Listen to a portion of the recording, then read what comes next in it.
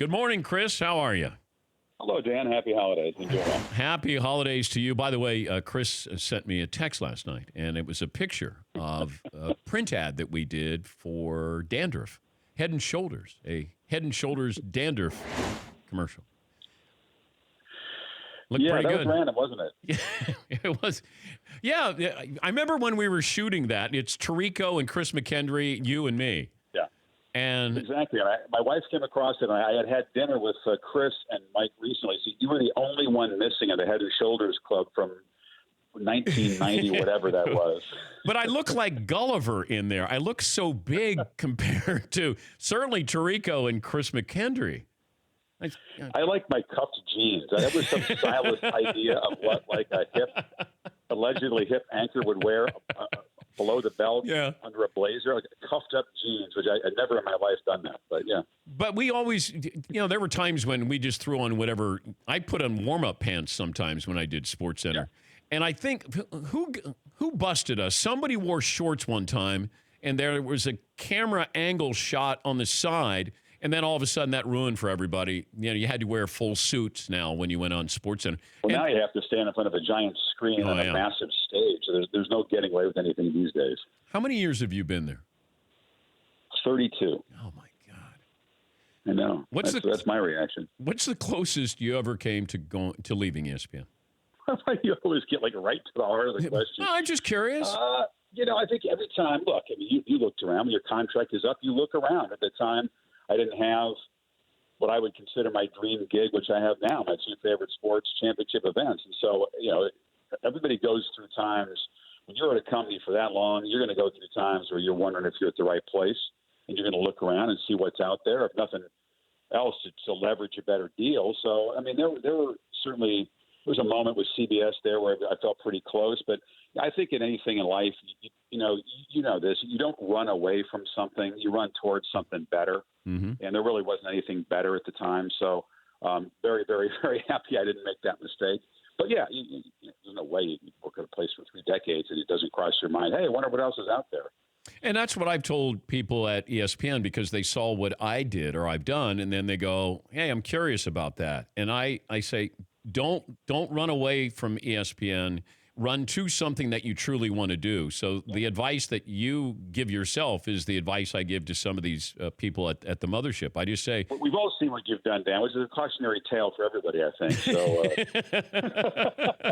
all right, we have a game day question here. This is Chris Fowler joining us. All right, the former host of College Game Day. If Reese Davis somehow can answer the bell on game day, who is the guy that they go to bring in? First of all, you have to answer the bell on game day. You can't not answer the bell. There's no throwing in the towel. There's no sitting on the stool. There's no, hey, I took a body shot like Canelo's opponent the other, and I'm just going to go to one knee and tap out. That doesn't work. Okay. So Reese will never tap out. He will always be there. So that the premise is shaky. But I'm usually in a different city, though, than game day, so it doesn't really work. I mean, we're not synced up that often, where the ABC game is in the same place. That's why Kirk has to make that mad dash after the show to the game. Yeah, but who do you go where if you got to go to the bullpen? Let's just say Tom Rinaldi there chomping at the bit. Right? So slide in there. Well, you also have Maria Taylor who hosts extremely well. Okay. I think that Reese is an Iron Man. Nothing's ever going to happen to Reese, so don't worry about that. Well, but if you happen to be like a puddle jumper away. I got enough on my plate, man. Yeah, okay. I'm enjoying what I'm doing. I like sleeping in on Saturdays, too. I really do. I like having a Friday night in the college town, more importantly, so I can sleep in. I never get to go out on Friday nights in college towns. You're at the hotel grinding when you host that show, and so now I know what it's like to. What's going on Friday night in Tuscaloosa and Ann Arbor and places like that. I can have a real meal and a couple beverages and sleep in. It's not bad. What would be the most dangerous college town on a Friday? Ooh, a lot of them. I mean, Baton Rouge would be right up there. Talking about temptations. Places that don't have 2:00 closings. There aren't that many, but there are those places that have the late license spots. That's where you have to have the discipline. All right, I got a question here for you, and it's 2 questions. I want you to argue for the 4-team playoff and then I want you to argue for the 8-team playoff. Which one do you want to pick first? Well, the argument for the 14 playoff was that when it was birthed, it was a big improvement over the BCS. The shortcomings are there. I guess the argument for it is that you feel like you have a good chance to have 3 competitive playoff games. An 18 playoff, I think, is inevitable, and it was only a matter of time when conferences like the Big Ten start getting excluded. Suddenly, Jim Delaney is a proponent of the 18 playoff. Hated the idea before.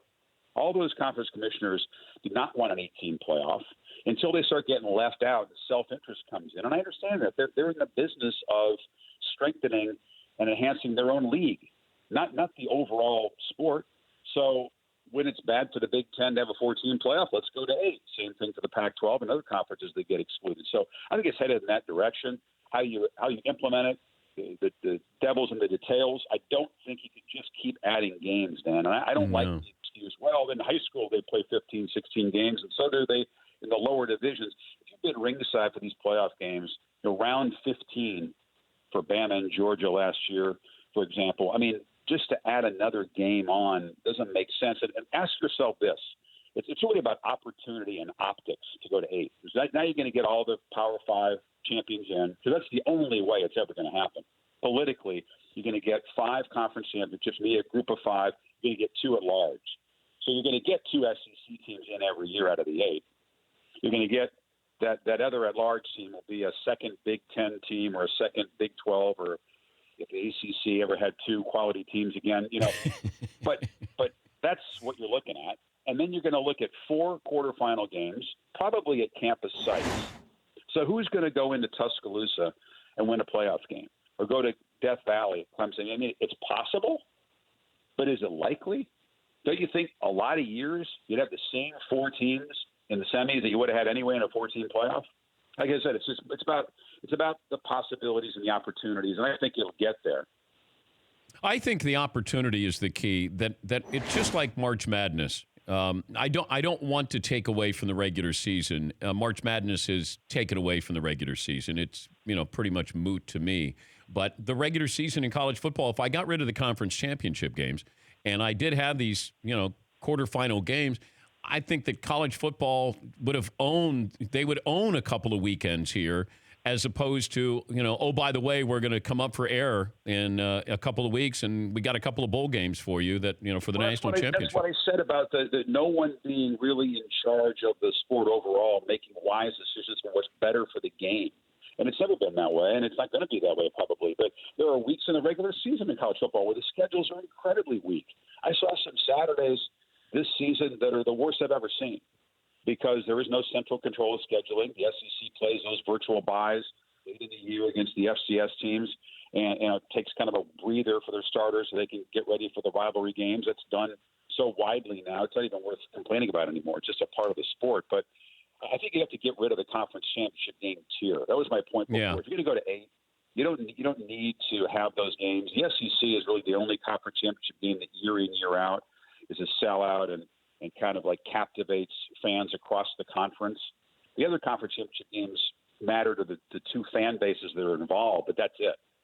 And I think if you got rid of those, it would cost the SEC some money. That's one of their crown jewels, but you'd make up for it by having a whole pile of cash and a virtual guarantee of having two teams in the playoff every year from that league. So I think that would have to happen, and I don't think it'd be that big a deal if it did. If we voted on the Heisman after the bowl season, would we have a different winner?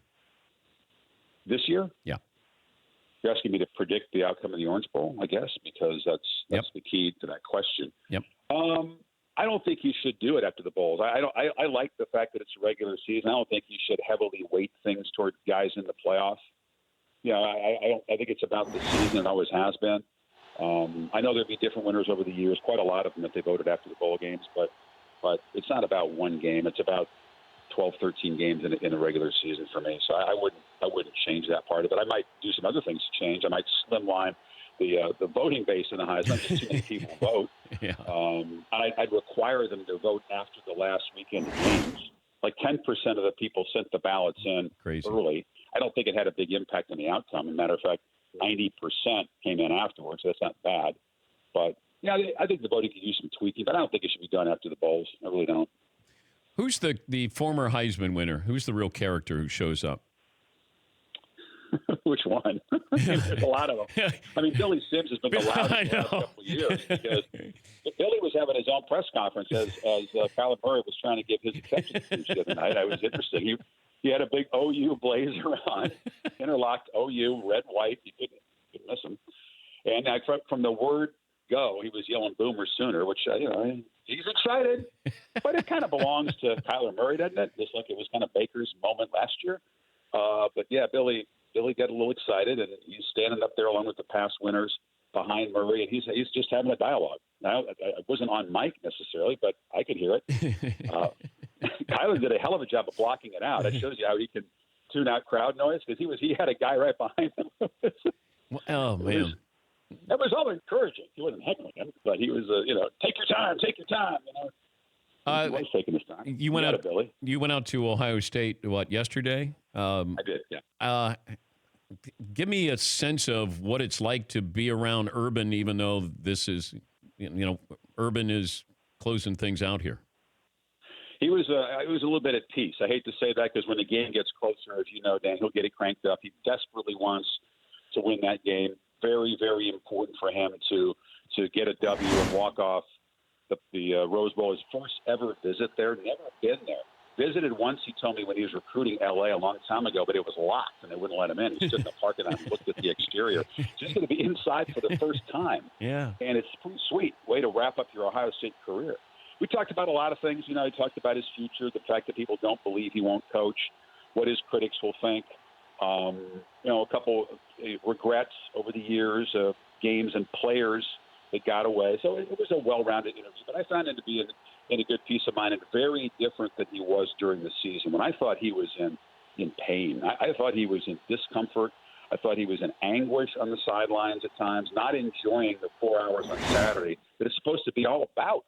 If you can't get joy and satisfaction with a win, and you put all that time into 4 hours on Saturday, that's empty. And I think it was a rough year for him. I'm not making him out to be a victim because I don't think he is, but I think that, the health concerns are real. If you don't believe that, then you're too cynical and you have something against the guy because he was dealing with the doctors used the word risk.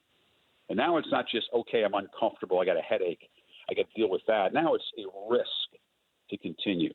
And I asked him, did you go out on your own terms? Because he did make the decision, but it's a health thing. So is that really on his own terms? He felt he did. He doesn't think he's going to coach again. He's honest about that, but it doesn't. He's never going to say never.